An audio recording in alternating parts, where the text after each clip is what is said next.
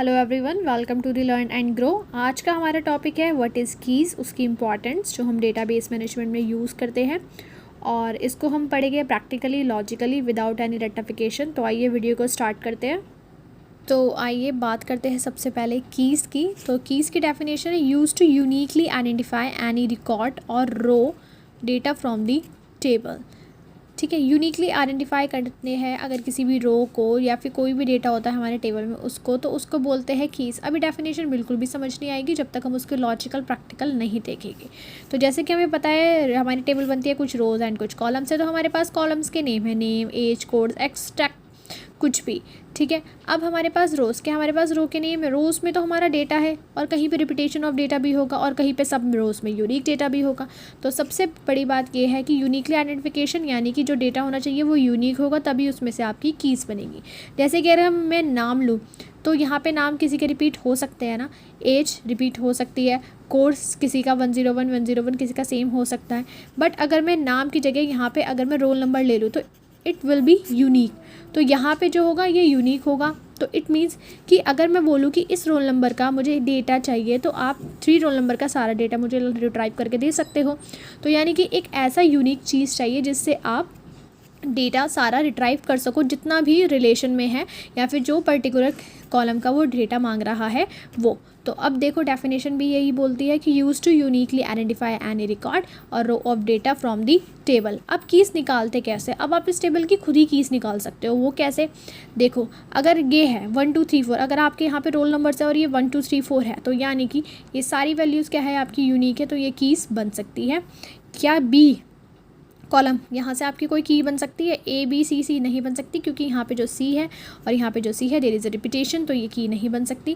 Similarly यहाँ पे जो है क्यू, क्यू जो है आपकी रिपीटेशन है, तो ये सी सिंगल जो है आपकी की नहीं बन सकती। तो यानी कि सिंगल में आपका सिर्फ ए है जो की बन सकता है, जो रिट्राइव कर सकता है बी और सी को। तो यानी कि आपकी जो ए है वो आपकी की हो गई। अब जो कीज़ होती है वो ज़रूरी नहीं होता कि वो सिंगल एट्रीब्यूट के साथ हो, वो डबल एट्रीब्यूट के साथ भी हो सकती है, यानी कि वो कंपोजिट एट्रीब्यूट भी हो सकती है। तो हम चेक कर लेंगे, तो हम चेक करेंगे क्या बी सी हो सकती है। तो बी सी के लिए सबसे पहले आप बोलोगे कि यहाँ पे तो रिपीटेशन हो रहा है, यहाँ पे भी रिपीटेशन हो रहा है, बट हमें अब सिंगल लिखना है, यानी कि A P B Q C Q और सी आर। तो यहाँ पे कोई भी रिपीटेशन नहीं है क्योंकि ये बी क्यू है और ये सी क्यू है, ये दोनों अलग अलग वैल्यूज़ है। तो बी सी से हम ए को रिट्राइव कर सकते हैं, तो यानी कि यहाँ पे बी सी भी हमारा की हो सकता है। तो यानी कि हमारी 2 कीज़ निकल गई, एक निकली ए और एक निकली बी, तो ये निकल गई ए बी सी। तो यानी कि कीज़ यहाँ पे आ गई हमारी 3। तो ये होती है हमारी कीज़। अब बात करते हैं कि टाइप ऑफ कीज़ कितने होते हैं। प्राइमरी की होता है, कैंडिडेट की होता है, सुपर की होता है एंड फॉरेन की होता है। अब हम पढ़ेंगे प्राइमरी की, कैंडिडेट की और सुपर की, फॉरेन की क्या होता है। तो सबसे पहले अगर मैं बात करूँ सुपर की, तो सुपर की कुछ नहीं होता, की ही होता है। यानी कि जितने भी आपके आर में रिलेशन हो, A B C D E F G तक, जहाँ तक आपकी ये कॉलम जितने भी होते हैं वो सारे के सारे सुपर की में आते हैं, वो जिससे हम रिट्राइव कर सकते हैं। वो सिंगल भी हो सकता है, कंपोजिट भी हो सकता है। यानी कि जिस तरीके से हमने अभी सिंपल की निकालना पड़ा था ना, वो आपकी यानी कि वो सुपर की ही थी।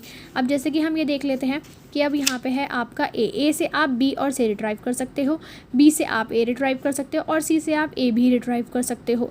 तो यानी कि ये बोल रहा है आपको फंक्शनल डिपेंडेंसी दी है, यानी कि यहाँ पे ए बी सी डी आप चारों चीज़ें रिट्राइव कर सकते हो। तो यानी कि ए भी आप और बी सी भी की है और सी भी की है, तो इन सबको मिला के आपकी की बनेगी ए बी सी डी, जो कि कहलाएगी सुपर की। ठीक है, तो यहाँ पे डी में कोई डेटा नहीं है, अभी डी नहीं है, तो यहाँ पे ए से आप रिट्राइव कर सकते हो बी सी, यानी कि आर में आपके कितने हैं? आर में आपके है total number of 3 attributes A B C, तो तीनों एट्रीब्यूट्स आ रहे हैं तो सुपर की है। यहाँ से बी सी से ए तीनों एट्रीब्यूट्स आ रहे हैं तो ये सुपर की है। सी से ए बी तीनों एट्रीब्यूट्स आ रहे हैं तो यानी कि ये सुपर की है। तो यानी कि ए बी सी, आर में ए बी सी ही है और सुपर की भी आपकी ए बी सी तीनों ही आ रही है, ए बी सी ही सुपर की आ रही है और आर में भी यही है, तो ये आपकी सुपर की हो सकती है। सिंगल भी सुपर की हो सकती है और आपकी कॉम्बिनेशन भी सुपर की हो सकती है।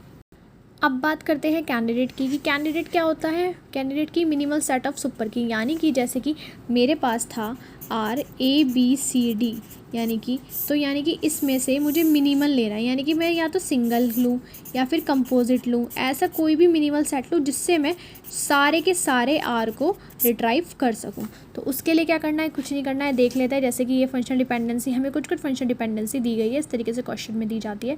ए से आप बी सी डी रिट्राइव कर सकते हो, आर आपके कितने ए बी सी डी है तो आपको 4 है, तो ये सुपर की तो है ही है, तो ये कैंडिडेट की भी है, ठीक है। ए बी से आप सी डी रिट्राइव कर सकते हो, यहाँ पे भी चारों के चारों एट्रीब्यूट्स आ रहे हैं, आपके चारों एट्रीब्यूट, तो ये सुपर की है, तो ये कैंडिडेट की हो सकती है। कैंडिडेट की हो सकती है या नहीं हो सकती है, इसके लिए आपको क्या चेक करना है, मिनिमल सब मिनिमल सेट। तो ए से भी आप चारों रिट्राइव कर रहे हो और ए बी से भी आप चारों रिट्राइव कर रहे हो, तो मिनिमल इन दोनों में से कौन सा है, मिनिमल इन दोनों में से कौन सा है, ए, तो हम इसको प्रेफर करेंगे क्योंकि सुपर की का मिनिमल सेट देखना है।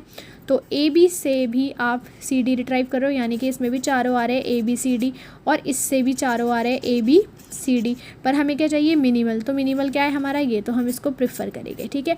तो अब जैसे ये है सी, क्या हमारा कैंडिडेट की हो सकता है, इससे सिर्फ हम ए और डी रिट्राइव कर पा रहे हैं, बी रिट्राइव नहीं कर पा रहे हैं, इसमें सिर्फ आ रहे हैं आर के ए सी डी, और आर है हमारा ए बी सी डी, तो ये हमारा कैंडिडेट की नहीं हो सकता। ओके, नेक्स्ट है हमारा प्राइमरी की। प्राइमरी की क्या होती है, इसमें कोई स्पेशल डिफरेंस नहीं होता है कैंडिडेट की और प्राइमरी की में। जैसे कि हमने पढ़ा मिनिमल सबसेट, जैसे कि हमारा वहाँ पे ए कैंडिडेट की आ रहा था जिससे हम सारे के सारे डेटा को रिट्राइव कर सकते थे, ये यूनिकली आइडेंटिफिकेशन होती है।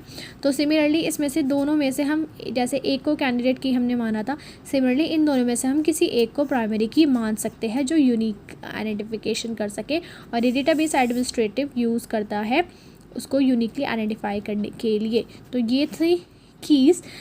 नेक्स्ट वीडियो में हम बात करेंगे फॉरेन की और नॉर्मलाइजेशन की, क्योंकि नॉर्मलाइजेशन करने के लिए कीज़ का आना बहुत ज़्यादा ज़रूरी होता है। तो ये था विदिन 5 मिनट्स कीज़ का शॉर्टकट।